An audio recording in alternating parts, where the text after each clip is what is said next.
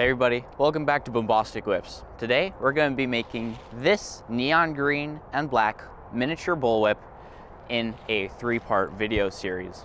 This is part 1. Today we're going to be covering how to make the core. Part 2 will be the first belly, and part 3 will be the overlay with the accent knots. If you have any questions along the way, please do feel free to drop them in the comment section down below, and I'll try to answer them as quickly as possible. So without further ado, let's head in to the garage and let's get started making the core. Alright, so welcome to the core. Today we're going to be making the primary handle, so the spring steel, and then the taper off. We're going to wrap that and bind that, and that way it's going to give us some sturdiness in the bullwhip handle opposed to a snake whip. So let's get down to the top-down cam and I'll show you exactly what we're doing. Alrighty, so to start this project, we're going to need some 3/16 spring steel. Let me grab a smaller piece. This is 3/16 inch spring steel.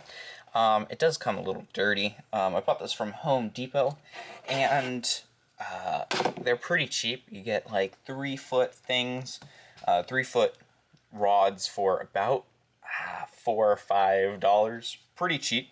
You're going to need a handsaw to cut this. You can also use bolt cutters, however, a handsaw does make it nice and clean. You're going to need sandpaper, however, I might use a Dremel just to round out the corners so that it's not piercing through the paracord, which is actually the next thing. We're going to need some paracord.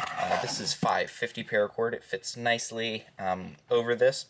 We're also going to need some BBs. Now, the different BBs that you can get fit in different sizes. As you may know, there's different sizes of paracord. There's 275, 450, 550.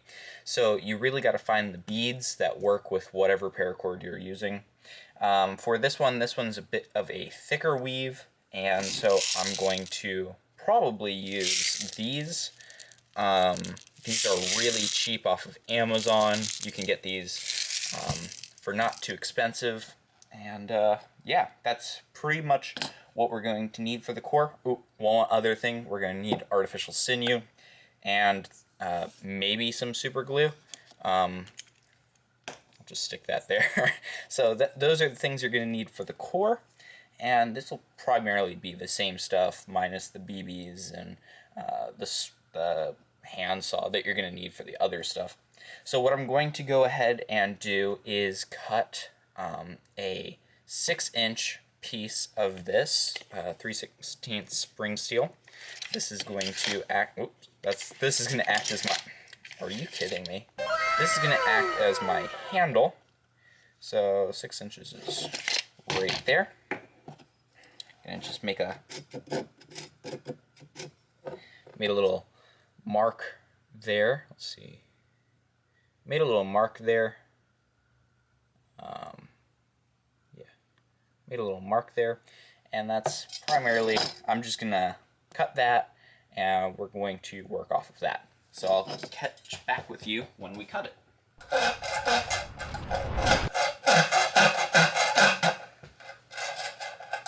Alright, so now we have the little piece of 3/16 spring steel, and now we can start moving on. We're going to need a vice clamp now. This isn't really in any list of essentials because you're just going to need it. It's just going to be something you use the entire time. I'm going to suction cup that down to the workbench. Before I do that, I'll get it centered so it looks a little nicer on camera. Alrighty, so we're going to stick this spring steel in, but before we do that, we're just going to get some sandpaper and we're going to just kind of roughen up this edge. knock any high points off it so it can't poke through the paracord or damage it. What I actually like to do is, if the battery is charged, which it is,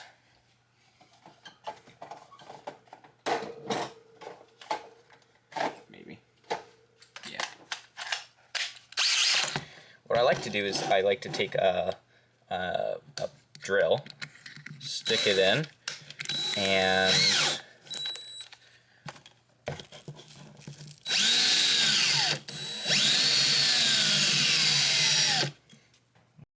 double it up, protect my skin.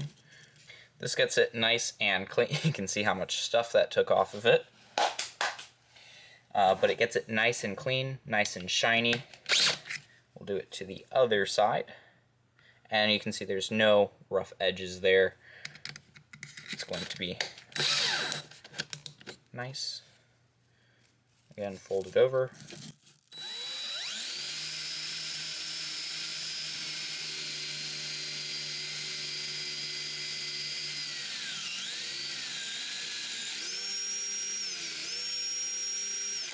They do come from like Home Depot and Lowe's pretty dirty. It's what I've noticed and found out. They do come not the cleanest. So just taking off that layer just prevents against corrosion and other stuff that you don't really want inside your whip. So now we're actually going to put it inside the vise, and we're going to take a 16, wait, hold up, check my notes here, 20. We're going to take a 20-inch piece of paracord.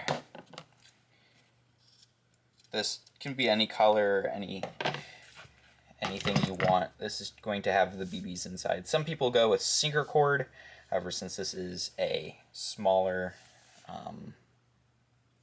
strand, I'm not going to go with it, a smaller whip. So we're going to just make sure that that fits over the top, and that this fits over the top, and it does. So when we put the BBs in here, we're going to load it up about 7, no, it's not 7. I'll give you exact measurements. Wow, that is 7. Okay, I'm pretty on the game today.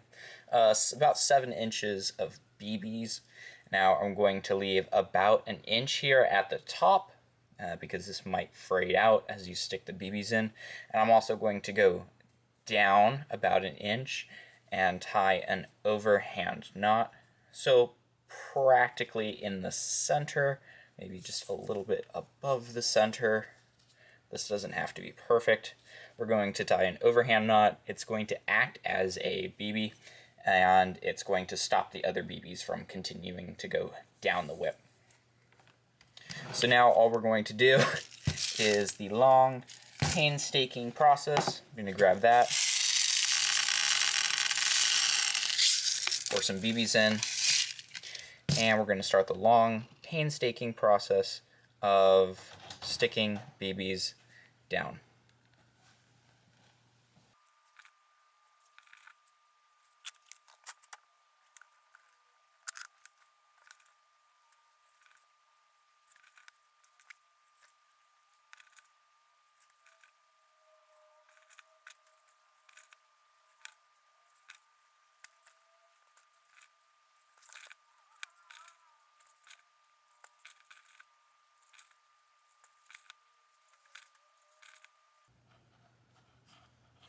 Alright, so I filled it up and we're ready. I'm going to snip the frayed bit off.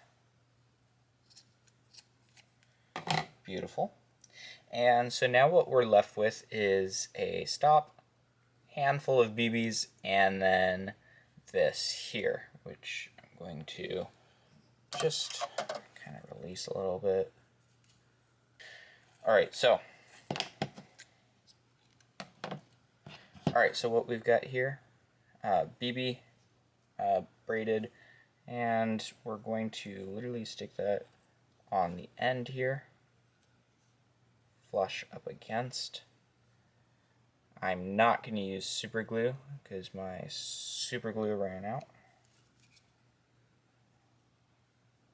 And I'm quite literally going to wrap that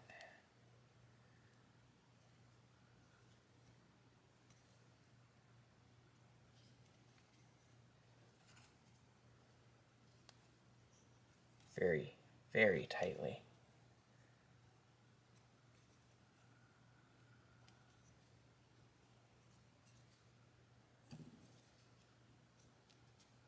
Perfect. Just going around and around, pulling super tight on this. Also gonna make the steel a little grippy for our first belly, so I'm going to go up, have something to grip onto other than bare metal.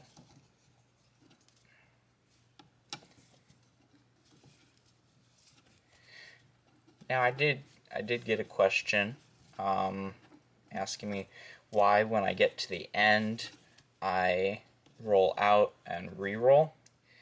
When you get to the end, say up here, it's kind of hard to properly place your sinew where you want it.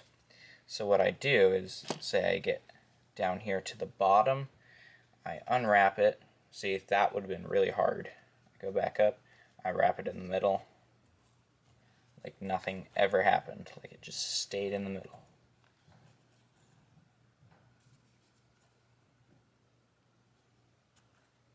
So that's why I do that.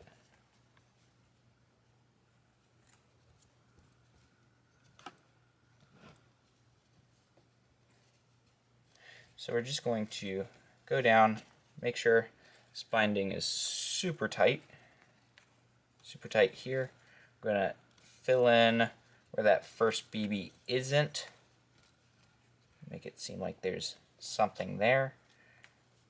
Go down, second BB, where that isn't, where the little gap is between the two BBs, and just keep going from there.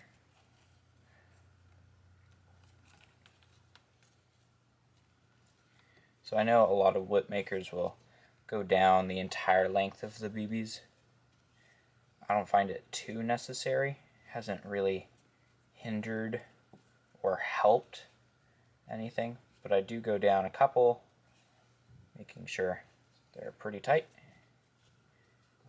and going back up.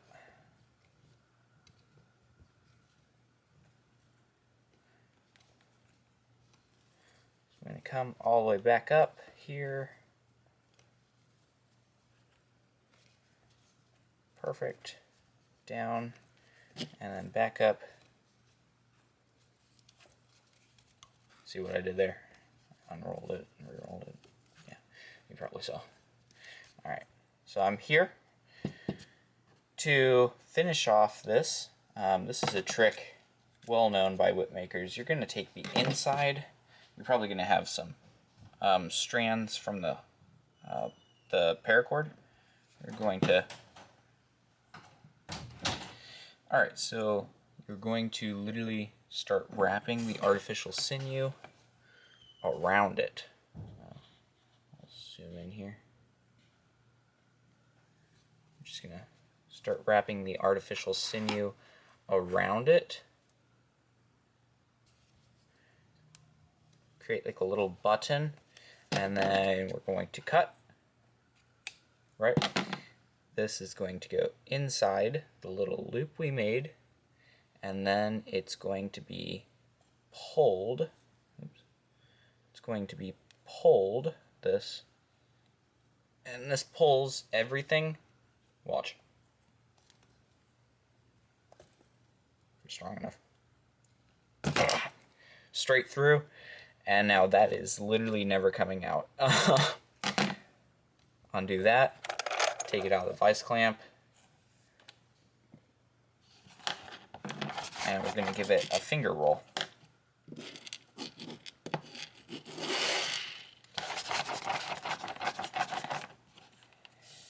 going to ensure we have even everything along the body and the core. Just makes it even, consistent. And then this here, we're going to cut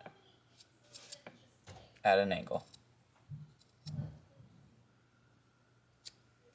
Beautiful.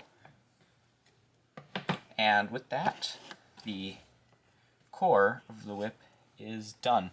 Now if you want to bolster the transition a little more, you just add a little more artificial sinew. I'm really liking how this is. This is going to be really nice when it comes to the first belly, which is in the description down below. It'll probably be also in your recommended. And with that, the core is finished, so I suggest you head on over to the next video, part 2. Before you go though, if you have any questions about the core, drop them in the description down below, and I will try to get back to them as soon as possible. Thank you so much for watching this video, and I hope this helped you start create your mini bullwhip. Alright, on to part 2.